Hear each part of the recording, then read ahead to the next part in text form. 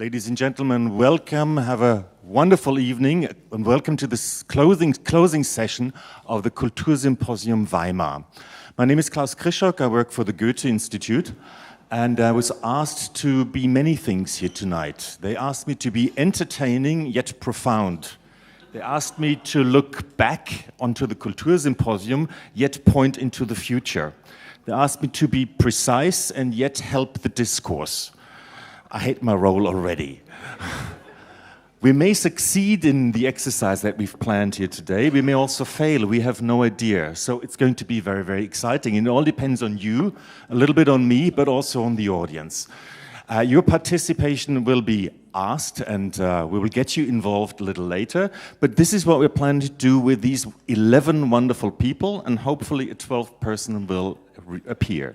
We'll leave that seat empty for now.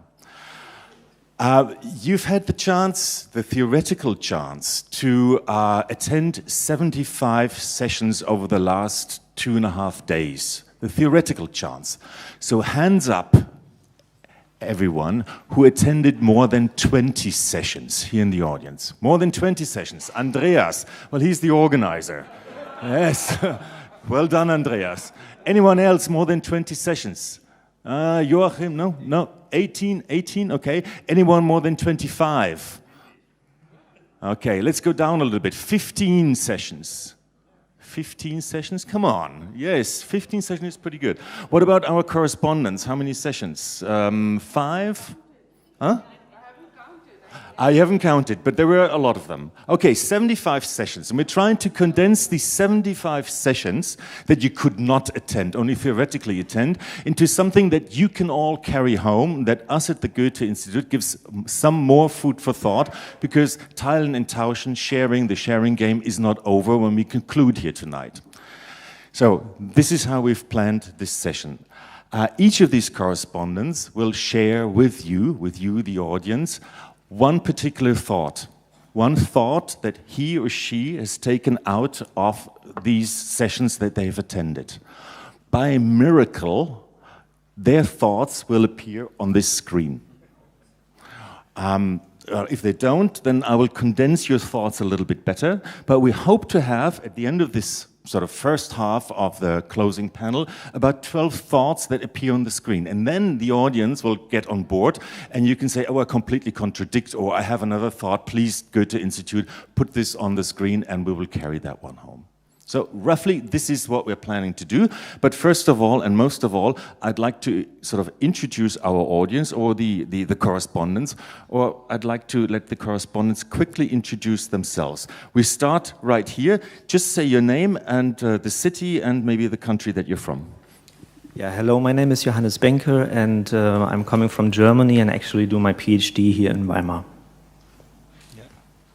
Hi, I'm Gustav. I came from Bandung, Indonesia, in West Java. Thank you. I'm Friederike Schmitz. I'm from Berlin in Germany. Olugbala Mark George. I'm Nigerian, live in the world. I'm Nandita Pal Chaudhary, Calcutta, India, in an African jacket. I'm Annalise Salvador Amores from the Philippines. I'm Aline and I came from Brazil. Hi, I'm Franziska. I was born in Berlin, but I'm currently living in Warsaw, Poland. Hi, I'm David Barragan from Quito, Ecuador. Hello, I'm Claudia Penzler from Weimar. Hello, I'm Maunde from Yangon, Myanmar. All right, thank you very much. This is the world of the Goethe-Institut, and we're very, very happy to have everyone here. OMG, okay. Everyone here. Okay, so again to the correspondents. Please think of one thing that you would like to share with the audience. It doesn't have to be specific to one session, it can be. You have about 3 minutes each to share this, and once we agree on something that we can all put on the screen, then we're all a little happier and a little more enlightened.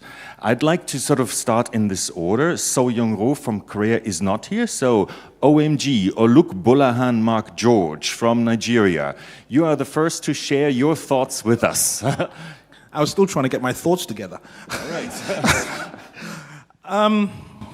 For me, it's been wonderful the whole sessions, just attending and learning. Really, it's been a real knowledge session for me. So a lot of things that you sort of think about, you've been thinking and you get validated. Somebody else is doing it, or is thinking along the same lines. So for me, it was really the ideas, the sharing ideas sessions, the actual lecture sessions were very, very interesting. My thought out of it is that, is knowledge is power, and really that what you don't know, it's out there so we can get it. And how do we get it? So for me, what I want to take away is all of the knowledge that's been shared here, the 75 sessions. I couldn't attend 75 sessions, but I want to get the information for that. So for me, it's a way of how do we share information that is out there, and how do we get it out? So that really, great knowledge, really, really interesting. I want more, but how do I get it? That's my question. Thank you. So, can we agree the thought from Nigeria is knowledge is power? It's just a question of how to procure knowledge? Yeah, how do we make it free and accessible? And how do we make knowledge accessible? Yeah, accessibility of knowledge. Okay, wonderful. That was about 3 minutes, and that was pretty good for a start. Thank you very much, OMG. Especially okay, someone who didn't know what it was. Our second... Yes.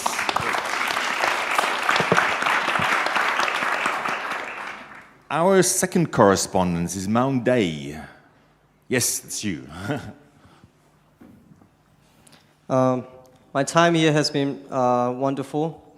I'm a poet, and I got to visit this town and got to conduct my lecture at Goethe-Museum. So it has been a very wonderful experience for me, and a lot of interesting sections. So from going to these sessions, I learned a lot of different practices of sharing around the world, and I have come to an idea, a thought, that sharing takes a plural form. Therefore, it should be sharings instead of sharing. And one form of sharing shouldn't devour another, as in the colonization of sharing. Different forms of sharing should continue, and such gatherings based on the idea of sharing should be repeated. Thank you very much. I think this is a punchline. We should talk about sharing in the plural form. There are different forms of sharing. Could you just explain a little bit about your thought on decolonization? That was a little too quick for my brain. I think a lot of, when we look at economic structures and models also based on the idea of sharing, and we're also talking about democratizing technology, and a lot of many times is also limited to modern societies and specific, societies. And I'm thinking sometimes there might be a dominant model of sharing as well. Okay, maybe Verena, if you can sort of add democratizing technology, would that be sort of an addition to sharings instead of sharing? Yeah. Roughly? You're happy? Okay, wonderful. Thank you very much. Round of applause, please.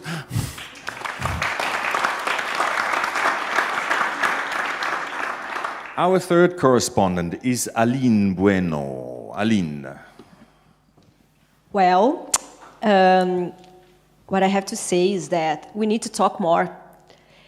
We need more different point of views so we can evolve, because we all have the same point of view. Everything remains the same. And what I liked the most were the moments of conflict when we were provoked to think about what we're doing. And I guess talking is the ultimate sharing experience. That's why I think sharing ideas was amazing, because it was not sharing ideas, was sharing experiences, what we are really doing in our cities. So it was a great moment of share. So I would say that we need to talk more. We need to talk more. I can live with that. But you're arguing against a monopoly of thought? Yeah, that's against institutions that try to monopolize what we're thinking, what the information we're getting? Not just institutions. Okay, so there is... mindsets. There's also diversification of ideas in there. Diversity is the word. why do you fear that we're going back from diverse thoughts, from a democratic way of acquiring knowledge, from a diverse information society into a monopolized information society? I just couldn't get the first part of your Why do you question. fear that we might be at risk of living in an information society that's monopolized instead of diverse? What's my fear? Yeah. I guess that's what I said about evolving. If we have a monopolized kind of information, everything remains the same and we can't evolve and live in an alternative way. That's, I think, a lot of projects were shown here that are on an alternative way of life. Okay. We need to talk more diversity. You happy with that? Yeah. Thank you very much.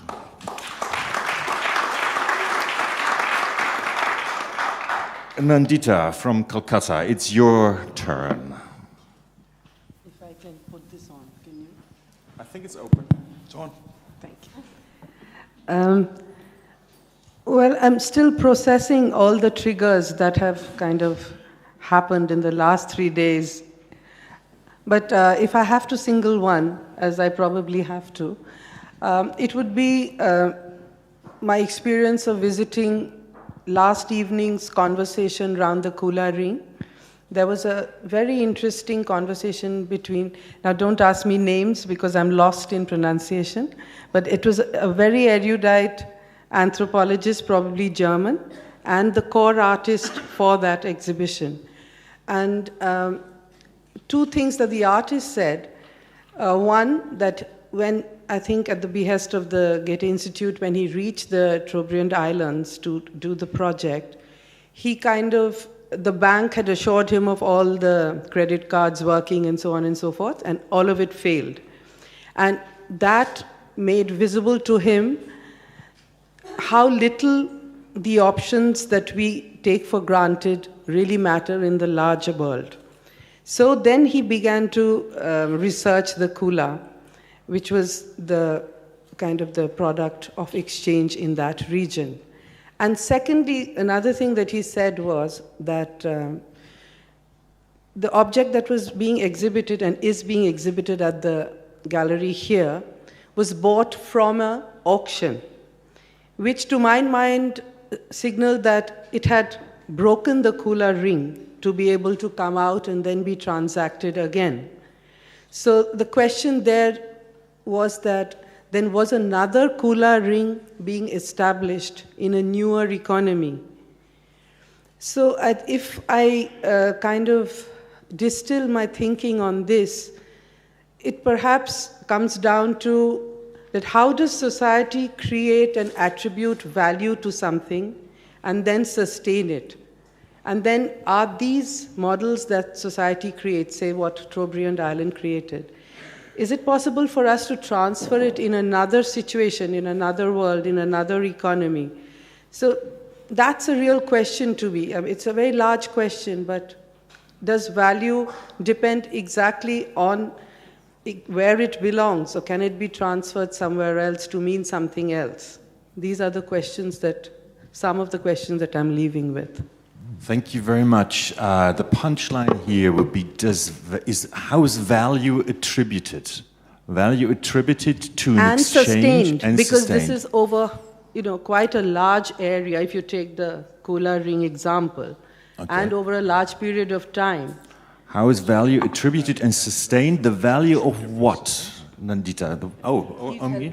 Yes. Well, I was looking at it and saying, is the question, can value translate in different systems and mean something in one and mean in another? Mm-hmm. So does value translate in different? Is that what you're asking? I don't know. Is that the question? What do I know? I'm only asking the question. Mm-hmm. I'm interpreting. So am I. How is value attributed and sustained? Maybe, Nandita, the value of what? Anything. Of an object, in this case. Of anything. And why is gold valuable and why is a piece of stone valuable somewhere else? So how do we attribute value and then sustain that system? Okay, thank you much. Verena, maybe the value of objects, of physical objects, yes? Yeah, Andreas. I understood her saying, how is value transferred from one system to another? Also. We're going to get at that. I take it. Okay, so how is the value of physical objects attributed and sustained, and how does it transfer to another? Thank you very much. Thank you. Okay, round of applause. Let's be...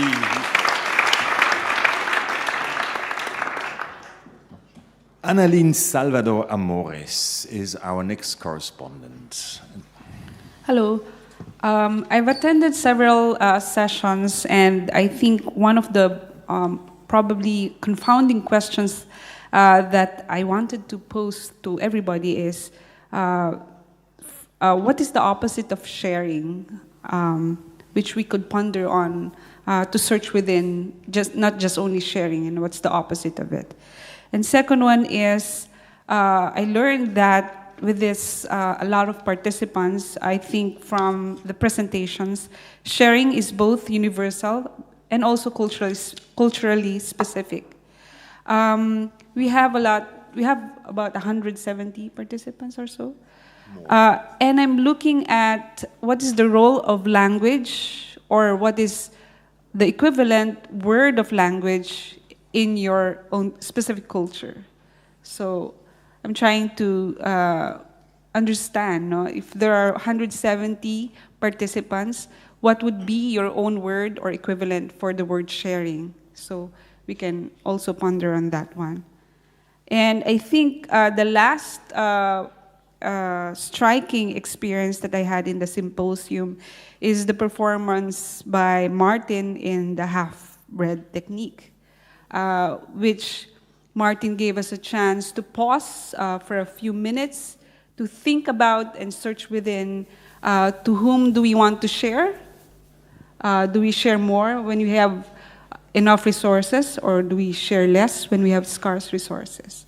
So I think those are the meaningful experiences that I had in this symposium. Thank you. Thank you. I see more than one punchline on there, because there's a lot of thought in there. Sharing is universal and it's culturally specific. I'd like to add your first question, what is the opposite of sharing, on there, because I've learned, if I may respond to that, very much that we totally confuse, or very often confuse, sharing and exchanging. Yes, that this is not so clear. And the role of language. Maybe just one more sentence on the role of language, just that we can put this on there. This actually expands on the first proposition that I made, that sharing is universal and also culturally specific. So we have this umbrella term for sharing, but what is it in different languages where sharing is used?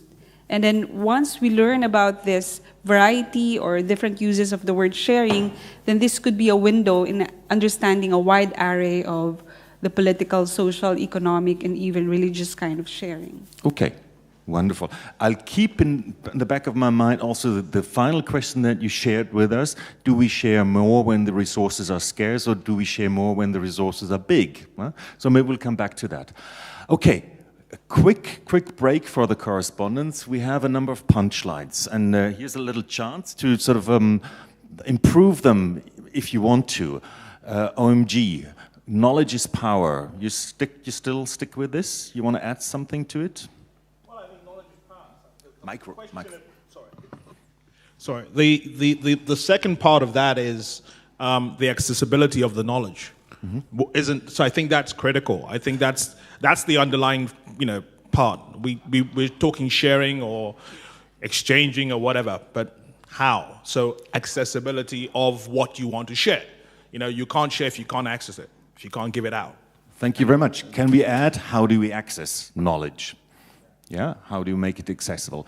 Sharings instead of sharing from India, democratizing sharing. You're still happy with that, or you want to add something to this once we see the punchlines? I'm not sure about the democratizing bit. What I want to say is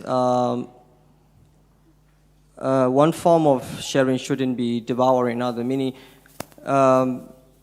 sometimes, for instance, that economic models that we have can undermine the local arrangement of resources, co-management of resources, etc., and the sharing ways of people that have been sustained for centuries. So what I'm saying is that there should be a large diversity of sharings and that should live. Okay, so diversity is the next punchline. Do you want to eliminate democratizing here? Okay, let's eliminate democratizing. We need to talk more diversity. That came from, yeah. You're still happy with that? Nothing to add? Wonderful. How is the value of physical objects attributed and sustained, and how does it transfer to another? I would take the physical object off. Okay. How is value attributed? Okay. It's not only to physical objects, I think. Okay. How is value attributed and sustained? Dirk can go. How is value attributed and sustained? And the second part is, how does it transfer to another? Saying just another doesn't kind of leaves it ambiguous. Maybe in another, I don't know, a better word for, in another system. Yeah. Okay, so we make it 2 lines. How is value transferred to another system? Okay? System? Okay, we're getting there. Wonderful. Sharing is universal and at the same time culturally specific. Good with that. Thank you. What is the opposite of sharing? You're good with that? Yes. Wonderful. And the role of language in sharing. This, is, of course, opens up a very, very broad discussion. Or you can say the sharing language, something that talks about language as a form of sharing. Mm-hmm. Language is a form of sharing, and what role does it play in our sharing games? Right. Okay. Thank you very much. That was the first half from the correspondents. So far, from the audience, how are you doing with this? Any comments, any questions so far? No? Good. Oh, yes, please. Speak up loudly. I think one important point was to decolonize sharing. You want this on? Yeah. Okay. Okay.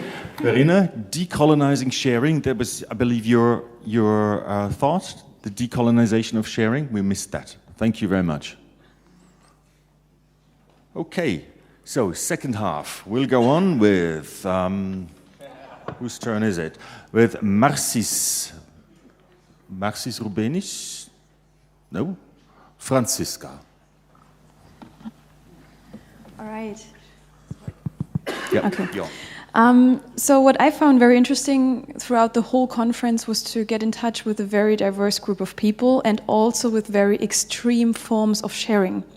And so I found this one session very inspiring, which was about if consumption makes us happy or not. And we had Hartmut Rosa there, Joachim Klöckner, who's having a very minimalist lifestyle, and Tatjana Bachinova, who's here on the... And what I found very interesting was the whole thought of, okay, we buy more and more, but we consume less and less. What does it mean? It means that we buy books and we might not read them straight away. We might book a 5-star hotel, but actually we do not consume all the offers they have. We do not go to the sauna, take the massage, go to the cosmetics, go to the swimming pool, all at the same. We just don't do it. But still we are buying more and more.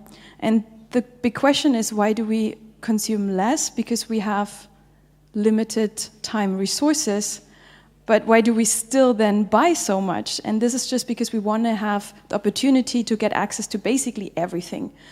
And here it's the here's the crucial point where the sharing economy can really change something, because if we really want to have more and more and more, then those kind of platforms like Spotify, where you basically do not buy so much, but you can still get a lot of access. The same with Uber, you don't own the car, but you get access to mobility that really comes into place. And I guess when you have, for example, Joachim Klöckner on the stage, who is having everything he owns fits into one handbag, and I just think about my wardrobe at home, it makes me a little bit nervous. So let's try to reflect more on what we really consume, what we really want to consume, and then think about, should we buy this or not, or can we kind of share this? And this was, I think, a very inspiring session. Like, thanks for that. And yeah, that would be my thought on this. Thank you very much. I see as a punchline, there's a difference between buying and consuming. We're buying more than we consume. Yeah. At the same time, in the sharing economy, we're moving towards the right to access. Yes. And also, why do we not invest more into experience rather than materialistic goods? Investing more into experience than materialistic goods. I'm happy to put this on as well. So we've got 3 lines: buying versus consuming, right to access. Uber investing, not investigating, investing more into, how would you put this? Into experiences. Yeah, rather than really tangible goods. Okay. Yeah. Thank you very much. And that's a round of applause again.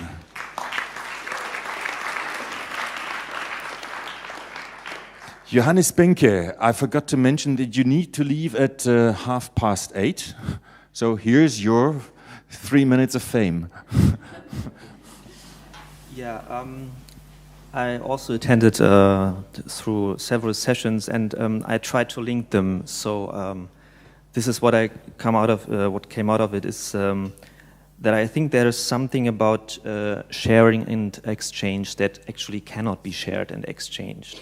So, I mean this in a very, not in a provocative way, but in a very productive way, in the meaning of maybe this is even the reason why we are here talking about about the topic of sharing and exchange. And let me give you just 2 short examples from 2 panels I visited. One is from the panel God and Money.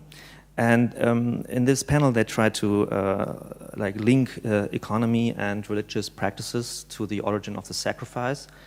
And what strikes me was this question in the end, through the sacrifice, you try to redeem yourself from your sins.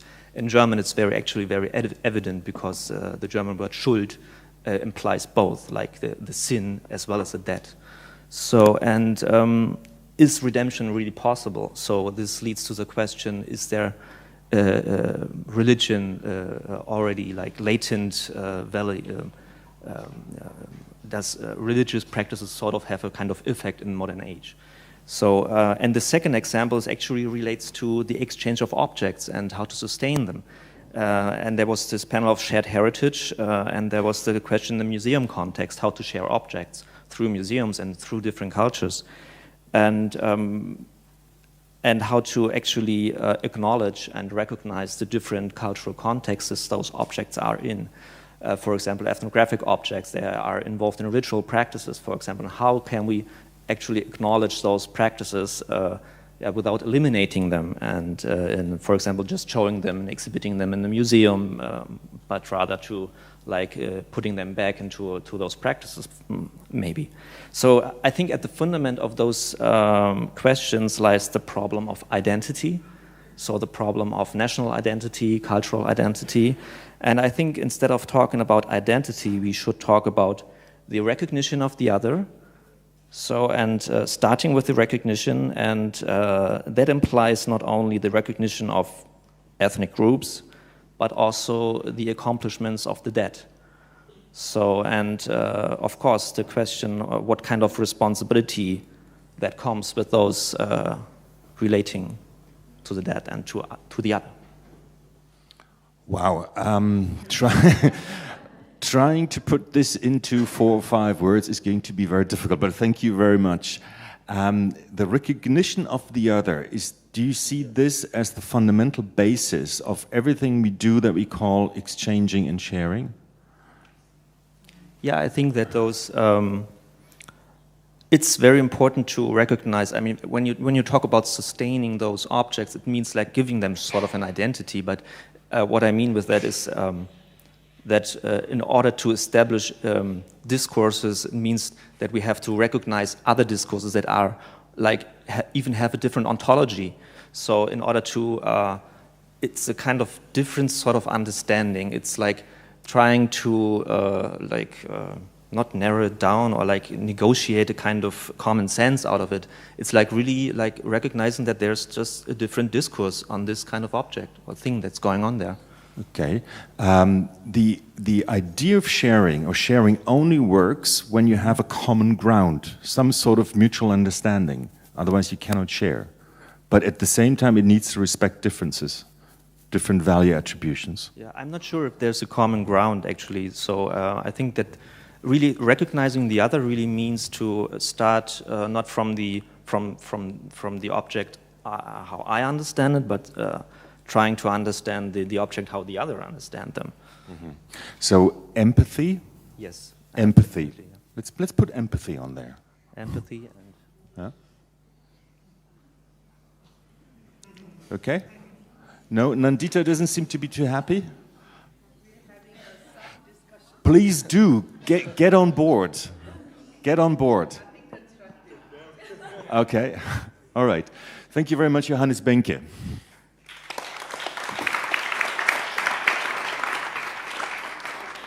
Okay, so where are we now? We're going to Claudia Penzeler aus Weimar. Yeah. I'm sitting here for Weimar im Wandel, so I'm not just speaking on my own. I'm speaking about the ideas we exchanged before I came here. And we talked a lot about that we were talking a lot on this symposium, like you said.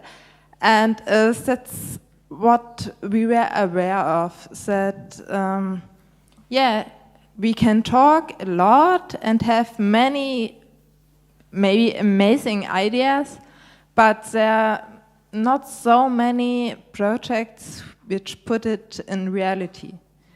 And we, as Weimar in Wandel, which is the local transition town initiative, are trying to do this, and there are many projects here in Weimar, and sharing the sessions, we noticed that many of the big ideas which have been talked, are reality in our project. And as a second point, I would like to add that we felt aware of that we didn't criticize a lot the system, but we were talking a lot about sharing ideas, sharing economy, but I think sharing economy is not what we need to have a good future.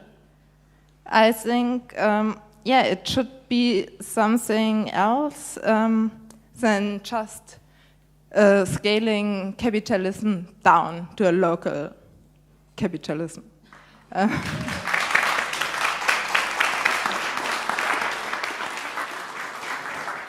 Thank you very much. So that point had to come. Sharing economy as an extension, as a new phase of capitalism.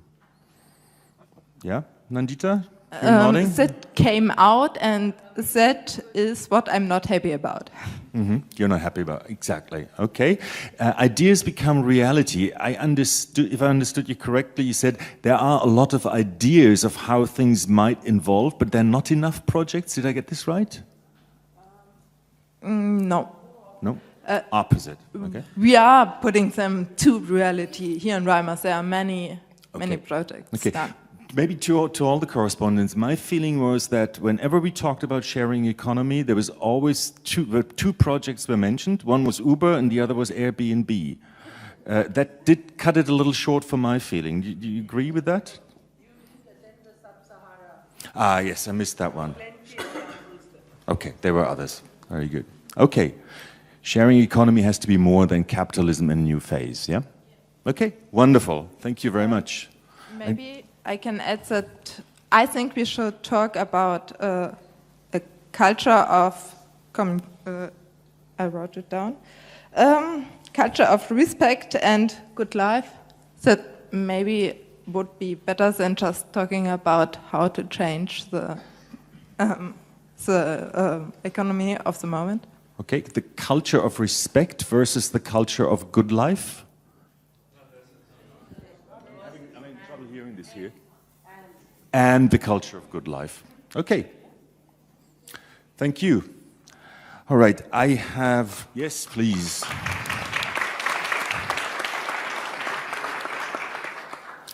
The next on the list is Albord, but I don't think he's here, no? Yes, it's you. I'm terribly sorry, it's you.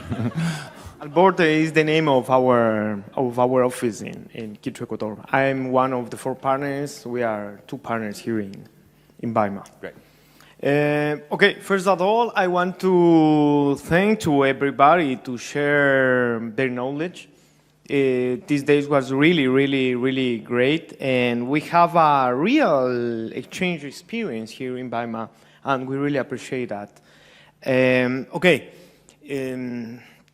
For us, genuine share and exchange experience only could happen if we are pursuing the common benefit. Yeah, and we should be, after all of these lectures, we have a clear view that we should be aware about some sharing practices, because most of them have a big business behind, and we should be clear who is the real beneficiary of the share and exchange practices. I thank you very much for this. This is an absolute perfect punchline. We should be aware of who really profits from our sharing experience, from our sharing activity. Yeah? Okay. Thank you very much.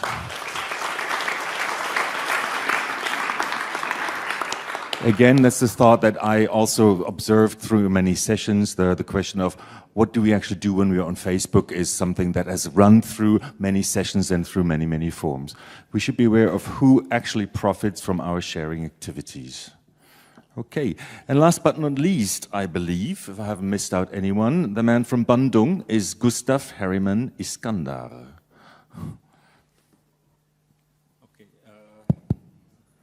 Yeah, to be part of this interesting program for me is a very rare opportunity. So because I find this program these ideas of sharing and exchanging is kind of intriguing, but yet also challenging. And I feel confronted somehow because there are so many ideas, knowledge, experience, informations that are contested from each other. So I also found that this sharing and exchange is somehow got taken for granted, but somehow this interventions has become critical reflections that show us that sharing and exchanging is this is kind of a timely correct where sharing and exchanging is becoming a contested arena where there are a lot of questions, challenges, and also problematics. Like what you say, that there are always some people who are taking profits and we don't know, and it's not really clear. So taken account for that, I think this maybe can also influential in the sense of our evolutionary process, because from some session that I take, these ideas of sharing and exchange is very important for human evolutions and also the future of the planet. But it seems our current situations might lead to our own extinction. So this is very, very challenging for me. So that's why, when I go back home, I'm expecting to have a comprehensive documentation and a publication from this. So because I would like to learn more and amplify the idea that are in the air in Weimar. And maybe for that we need some kind of manifesto of the commons, because this would very important for our human civilizations and also the future of planets, maybe. I don't know.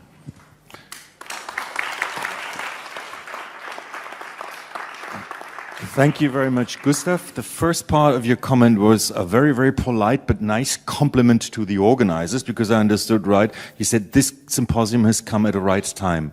There's a need to talk about this on a global level, right? And I've seen people nodding. So onwards to the organizers for the right timing. The second one I'd like to maybe condense into the following. Getting sharing and exchanging right is essential to solving the issues that we have on this planet. So we need to get it right, yeah? Getting sharing and exchanging right is, well, pivotal to our survival question. Okay? That's a very big. Something about the manifesto of common. We've got that as a next one. There should be a manifesto. There we go. Thank you very much. Okay.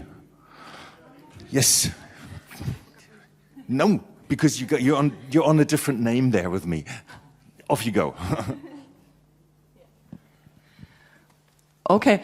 Yeah, mine is also short, I hope. And I found it also very interesting, all the talking and discussing about sharing, but I also thought that sharing has to be possible, so there have to be things to be shared, and that's actually fits with what you just said, that if the planet is dying, for example, then we will not have much more to share, or if we don't have material things to and other things because we're the goods are, for example, very unequally distributed in the world, and some people don't have things to share. So that's also the demand to go beyond the sharing economy, and I think that's going to be hard and difficult too. And I want to stress that point, that it's not only like nice and talking, but that it's hard work to actually change political and economic conditions in order to be able in the future to share. And that means, I think, that we will have to question normalities, question ourselves, question institutions, like also the institutions we work for, also the institutions that sponsor this event, for example. So question institutions and ourselves in order to be able to share in the future. We need to question institutions and behavior to be able to share successfully. Yeah? Is that that goes very well with what Gustav said before. Yeah? Are you happy with that? It's going to be hard work to challenge conditions. No, we have to challenge and question institutions and behavior to be able to share successfully. Let's leave it there for now. Okay. Thank you very much. That was the 11 correspondents. And I'm giving the second half of the correspondence another chance to have a look at this. I think we stopped at decolonization of sharing. So if you could just quickly look around, buying versus consuming. You're still happy with that? Or you want to add anything to it? Microphone, please. Yeah, I guess like in general, it's more the question like how do we create like a culture of our consuming behavior so that it is more sustainable. I would rather put it into a question mark. But the rest is fine, I guess. Yeah. Okay. Sorry. Yeah. So the culture of consuming does not have to rely on buying? Yes, exactly. Okay. Wonderful. Right to access was also your point. Investing more into experiences, I believe, also, right? The rest is fine. The recognition of the other as an empathy as the basis to share and exchange successfully. You're still happy? Yes, and I would also add that those differences of the different discourses are important. So the differences of the discourses. I think we'll add that. Differences of discourses, but it also means the acceptance of differences in discourses. Yeah, okay. Thank you very much. Ideas become reality. That was the Weimar contribution. Okay, Yes, but I'm happy with that. But I would like to add that it's coming from the people. It's not coming from above, but from, I don't know how to say it. It's grassroots. Grassroots. Ideas become reality, the grassroots movements. Okay. I think Rachel Botsman called this the shift from institutional trust to distributed trust, more or less behind there. Sharing economy has to be more than capitalism. Yes, we all agree on that one. The culture of respect and the culture of good life. Is it and the culture of good life? Yes, it's and, it's not versus the culture of good life. Good question. I think we want to have a good life and we need to respect each other and we need a diversity of cultures. So, don't know if that gets into this sentence. Okay, diversity. Okay. Now, again, that goes to be sharing economy and capitalism. We should be aware of who profits from our sharing activities. I think we still agree on that one, yes? We need a manifesto of the commons. I'd almost like to put this, Gustav, we almost like to put this at the very end. It almost sums it up. Nandita, yeah? You agree? Maybe we can put this at the end. Getting sharing, exchanging right is essential. Yep. It's going to be hard work to change conditions for sharing. Still happy? The culture of consuming does not have to rely on buying. I think this goes very well with the Weimar comment. And accepting differences in discourses, I believe, belongs over to the side where we have the empathy entry. Yeah?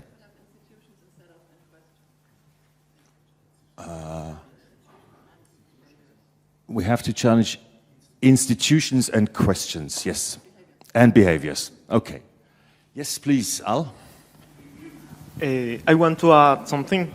In one of the lectures of today, the platform cooperativism, it was very interesting to see that it's very important, all of these share and exchange experience always are considered something alternative.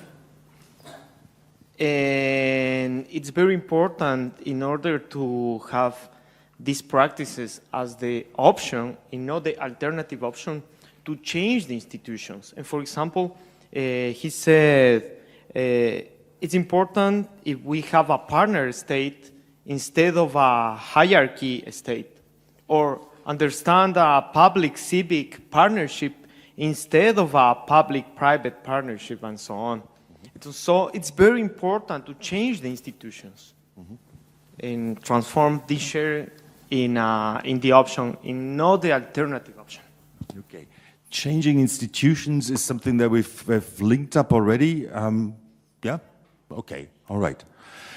Thank you very much. This still looks like a lot of ideas that are not structured, and I'm not sure we'll be able to structure this any further and work towards the manifesto that Gustav asked for. But first of all, the audience. Any comments, anything that you'd like to add from your side? Your call now. Any points? Yes, please. Yeah, you can mind.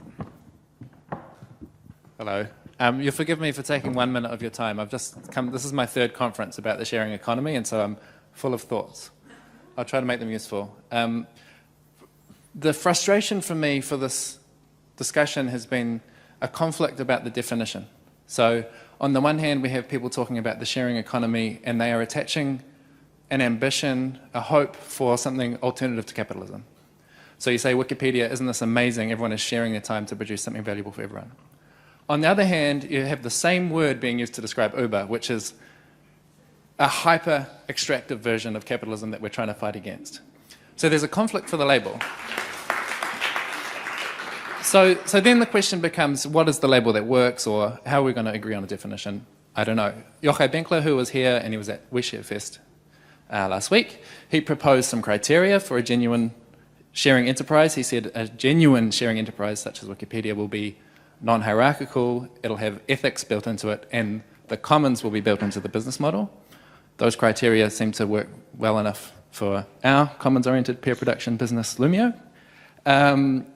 Trevor Schultz, who was here, was talking about platform cooperativism. He's talking about, okay, well, imagine Uber, but the drivers are the ones that own it. Then you're going to get very different dynamics. I think that's a pretty good definition as well, the platform cooperativism movement. Ezio Manzini, he was also at We Share Fest. He said, a genuine sharing economy enterprise will generate relational goods. So that means maybe you're getting your groceries or you're taking a ride, but you're also growing empathy, you're growing neighborliness, you're growing mutual trust, what he called relational goods. And I don't know what the correct terminology or the criteria, but I think the thing that's in common that is under contention here is whatever this economic exchange, whatever the exchange between two people, it must result in more value for everyone. Thank you very much. Are the correspondents happy with that addition? If ever we share or exchange anything, it must be of more value to everyone? Yeah, Gustav? Yeah, to amplify the ideas, I think what is keep on echoing in the discussion and the session is that the ideas of emancipations, something that are somehow forgotten in the past decades, while these ideas of emancipation is actually the essential and the foundations of our modernity. So I think it is important to attributes the value that we need to see sharing and exchange is to amplify and to bring value for anyone who are in part of the society, not being marginalized, but as the whole community. Yeah. Anyone else on this? Okay. Back to the audience. Any further comments or additions? Yes. Yeah, about the recognition of the other and empathy. I think empathy should not be confused or translated into charity. The concept of global charity and these huge efforts to sort of save the other because of the poor other. A lot of times these more traditional cultures or places that still have valuable resources, those places should be perhaps left alone because the problem is really encroachment. Other cultures that consume at such a rate that is not sustainable, and then going into these other places that still have something, and then that something gets destroyed. And then as a consequence, some charity needs to occur to save those people, and to begin with, they don't need to be saved, they just need to keep their resources as they are. And a lot of cultures still exist where they're guardians of these things that will become very precious to us, but they can no longer be withdrawn, they just need to stay there as they are. So empathy, not charity, as a concept of sustainability. Thank you. So comment on preservation and sustainability and the preservation of values and of course of existing forms of sharing and exchanging. Any comments from you on this? No? Oh, you agree? Yeah. Yeah? You all agree? Great. Great. Okay, any more? Yes, please.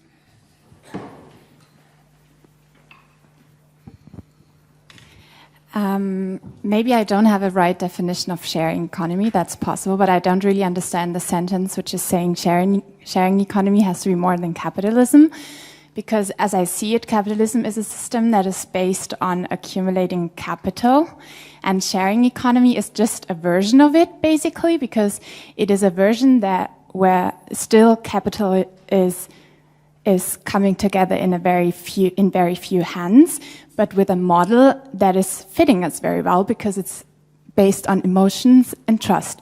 So I'm not quite sure if I'm getting it right, but that would be just a comment on the whole thing.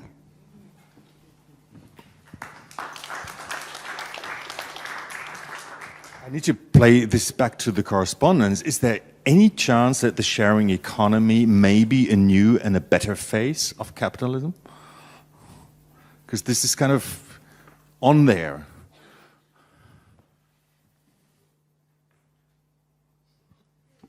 Sorry, is it, so you're saying it's capitalism 2.0, is that what you're saying? Yeah, I mean, we have, it is. And what she just said was very poignant. It was very, apt. You know, she said something. It's capitalism with emotions, right? Is that what that was, you know, the trust and all of that sort of thing? Yes, to a certain extent. I mean, I think, you know, she's right. It's very, very true. It is a different methodology. But we have to ally it to every other thing that's going on. And I think that's part of what is going to evolve. He said, you know, about an evolutionary process. And I think we're along that evolutionary process to developing and looking at where we will end up saying, well, look, this isn't working for me. It's not going to work. And we can opt out. We can have that option without it being something looked at, you know, in a derogatory sort of manner. So will it no longer be called capitalism? I don't know. You know, some nice person will come up with a right, you know, moniker for it. But yeah. On a separate note, one word that's been ringing in my ears, and I wanted to, you know, saying with Indra just now, is the word advocacy. How does that apply to all of what we want to do and sharing and the economy and all of that? I think that we have to become real advocates for what we're talking about and what we want to do to make the difference, to achieve the new way. I wouldn't call it new economy, new capital, I don't know. But I just think we have to be great advocates of what we're talking about. All right. I suggest we go on and focus a little bit more on what Gustav asked. We need a manifesto of commons, and maybe try to think about what you would want in this manifesto of commons. But I'd like to take a few more questions from the audience, if there are any. There's one way up there, so good luck in running up there.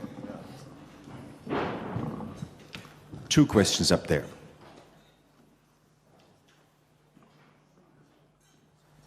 Just one thing that I want to make a point.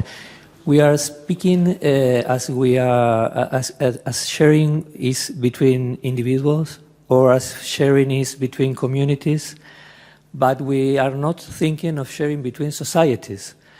And I think it's an important point because how can we think in a sharing economy in a world that the distribution of, with the distribution of the income we have, with the different distribution of income we have in all our countries.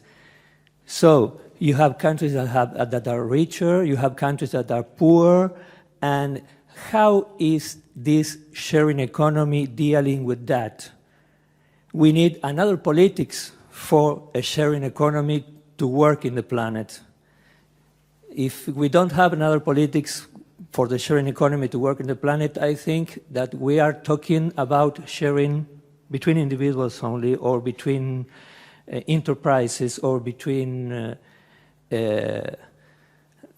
not between societies, not between all human beings or humanity. Okay, thank you very much. Any reaction from you? No. Great, thank you. We'll leave it there. There was another comment there. Hello, everyone. We came here as a group of economics students, and what I find interesting about this stuff is that while we are sitting here discussing different ideas and how economy could look like and will look like and might develop, most economists still sit at their desks and try to measure marginal utility of stuff and try to develop systems for GDP growth and stuff like that.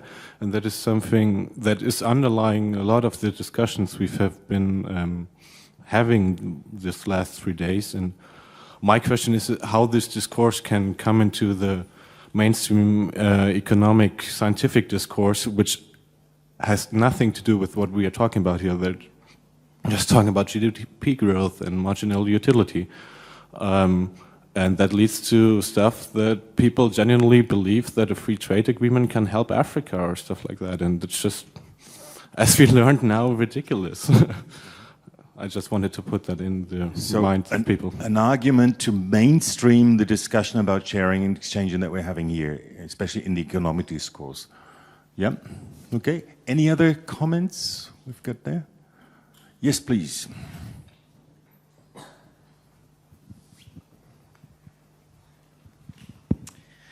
I have to think for a moment. I had it all in my head before, now I have some mics, now it's away, but it's...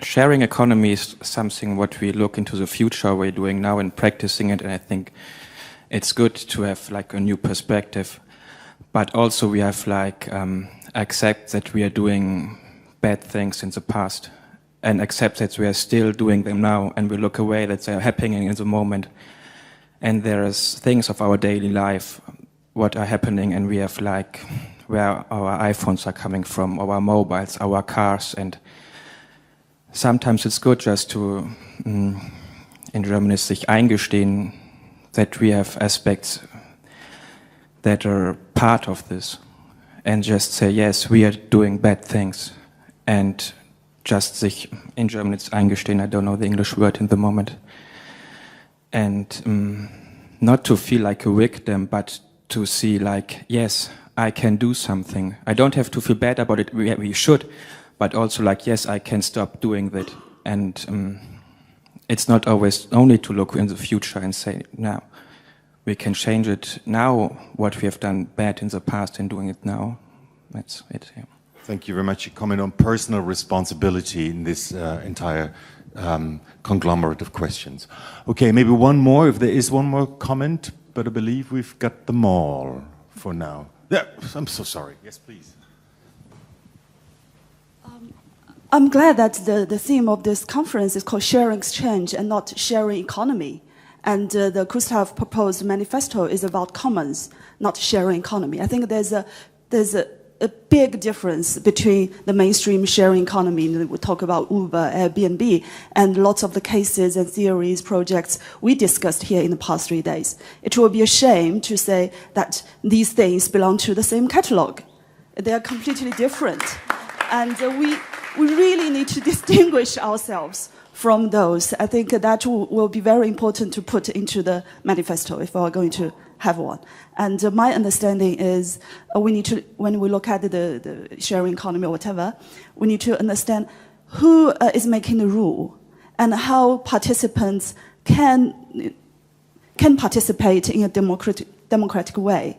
And Airbnb, Uber doesn't allow us to do that. But many of the initiatives here allow every participant to participate in an equal and democratic and transparent way. And that's the difference.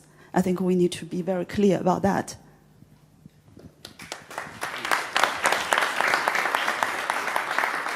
Thank you very much for this observation, because I felt through the correspondence and also through the reaction from the audience, there was a bit of a focus. There is quite a focus on sharing economy, but we understand that there is a bigger horizon towards it. So, Gustav, I'm asking you again, because you put this on, we need a manifesto of the commons. Why you say commons again? Can you just please elaborate a little bit on that? Well, I came from... the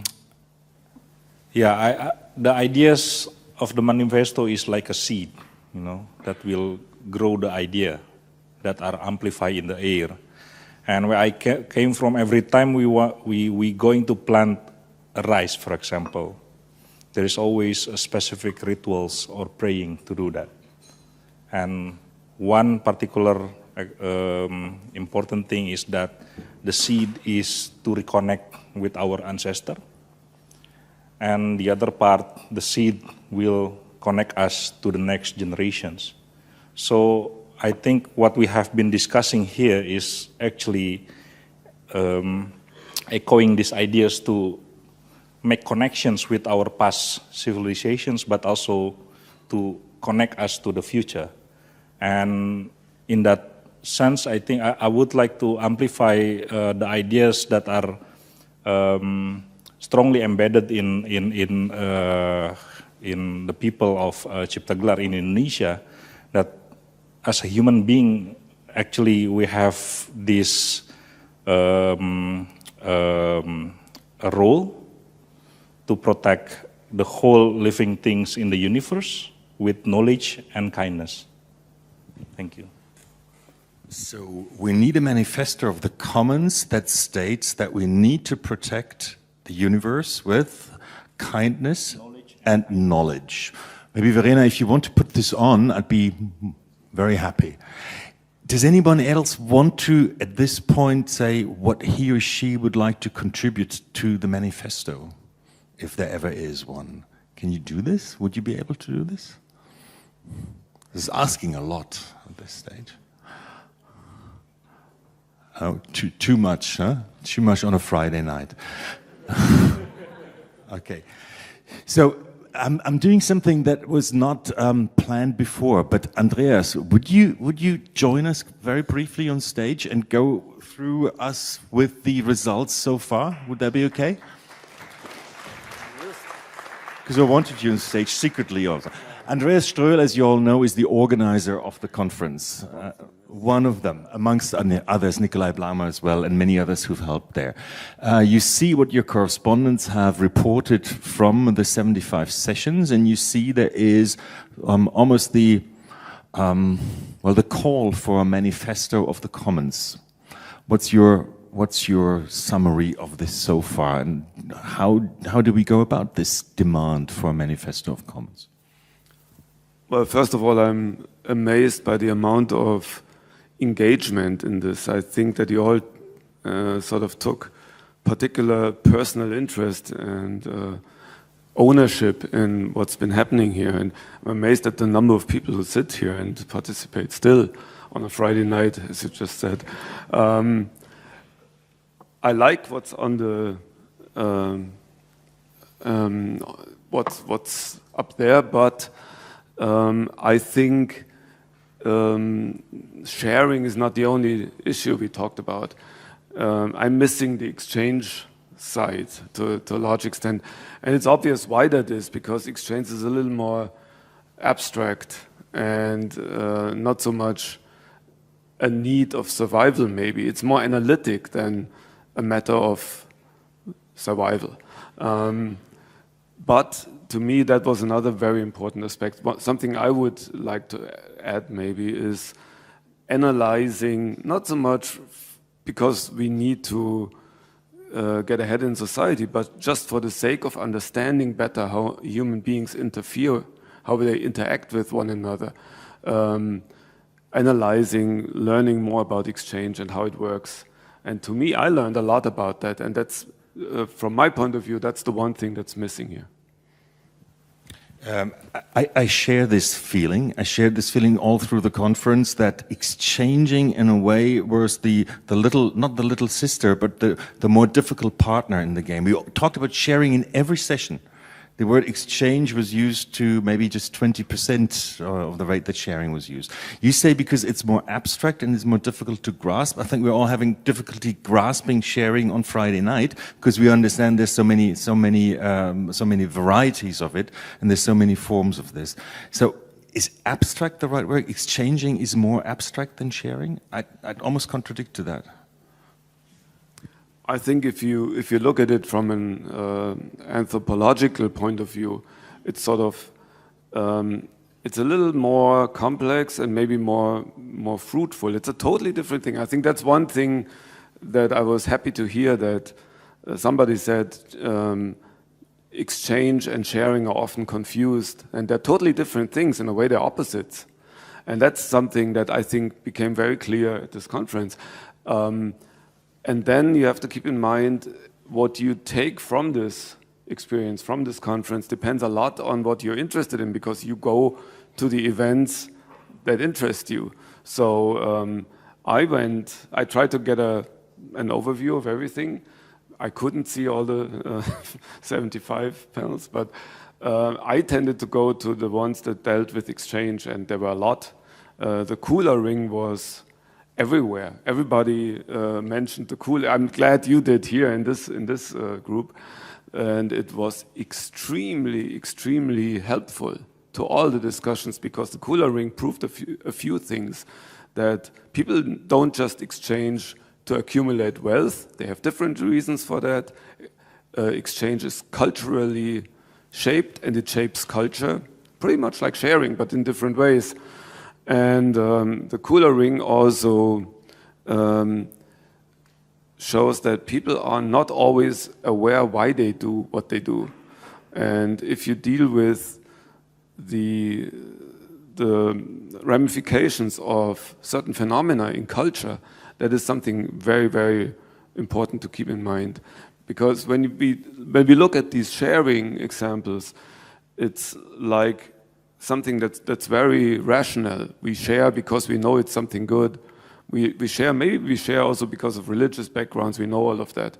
But exchange is in a way more fundamental, and we don't know why we do certain things. We don't know why children exchange cards with football players on them. Why do they do that? It's a way of communication, it's a kind of dialogue, and I found that very, very interesting. I'm not saying it's more important than sharing, I'm just saying I'm missing that here a little bit.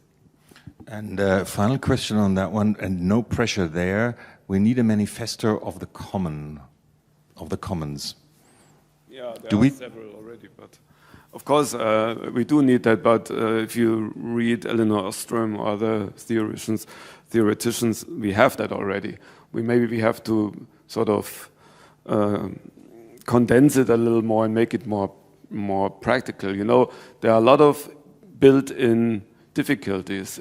There are all these reasons why the commons are difficult to put to work, because the personal interests sort of often stand in the way. Look at the famous example of the fisherman fishing the seas empty. But yeah, that's something. Maybe that's something for the next conference. I don't think we can do that tonight.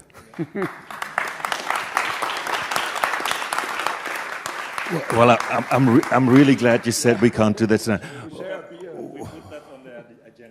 All right. So, if there are no more comments from the correspondents and no more comments from the audience, yes, there is one. Very good.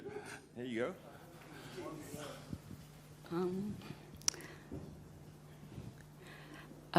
I think to put sharing and exchange together. We were asked for bringing a cultural object to the symposium, and I have one that I won't be able to put it on a table. It is a word, and I spent my childhood in the area of Weimar, and we were using a word for exchange that you won't find in any book. And this word is duggeln. It's a word for exchange among the children in this area. And I will share it with you. Thank you very much. So if you carry anything home, that's the word duppeln. Okay. I'd like to round it up here by first of all saying thank you very much to the 11 correspondents. One of them has gone already. I think you've helped the organizers to sort of round it up a little bit, and also helped, hopefully, the audience to recap somehow on what they have experienced and what they may have missed. I hope you enjoyed this exercise. At least there's something that you can see. I'd like to thank, of course, most of all the organizers. There's Andreas and Nikolai Blaumer and everyone else there.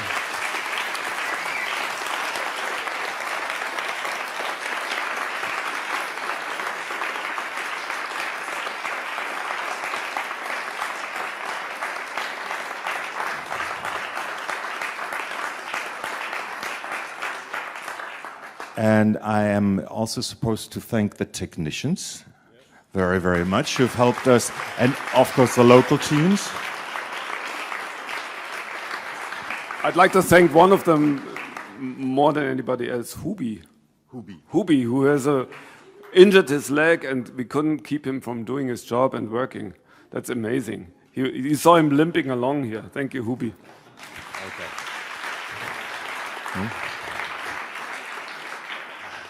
But the closing words belong to our Secretary General, Johannes Ebert, who has made this conference possible through numerous contacts, through countless works, through incessant works. So Johannes, please, a few closing words.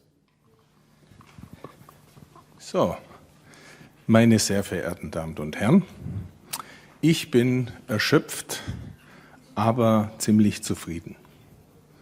Dear friends, ladies and gentlemen, I'm exhausted, but quite happy. And I have to read all this, put it together in my mind, and have to think what I get about it. I will not do this here publicly because I only want to think. And I want to thank Andreas Ströhl, who was thanked once more already, but I want to thank him from my side again because he did a very great work. Where is he? He's the project leader. Is he still here? Please give one more applause because he was really... So I want to thank Nikolai Blaumer. Where's Nikolai Blaumer?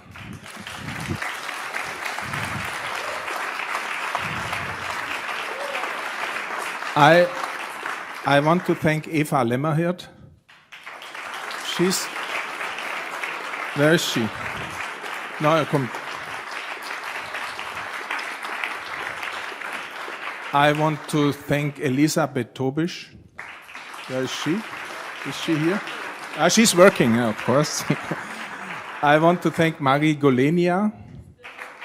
They are working. So this is the core team. This was the core project team which worked 2 years on this project.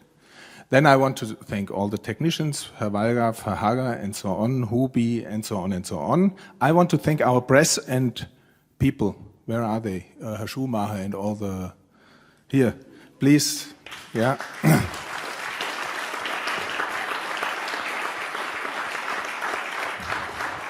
So, and then I want to thank all the moderators. Most of them came from the Goethe-Institut, and I have to say I'm very proud and thankful to be part of an organization where so many clever, intelligent, charming, and I don't know, I'm really impressed by this moderation of all of you. I really have to say thank you very much.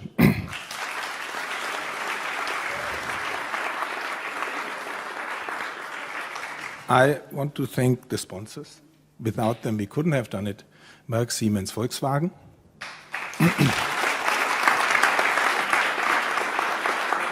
And I know that I am thanking many people all the time, and normally I forget somebody. So if I forgot somebody, please come to me afterwards to get a personal thank from me. No, but this is an experience because someone is nervous and okay, you know. Thank you very much. The interpreters, very important. Thank you. So,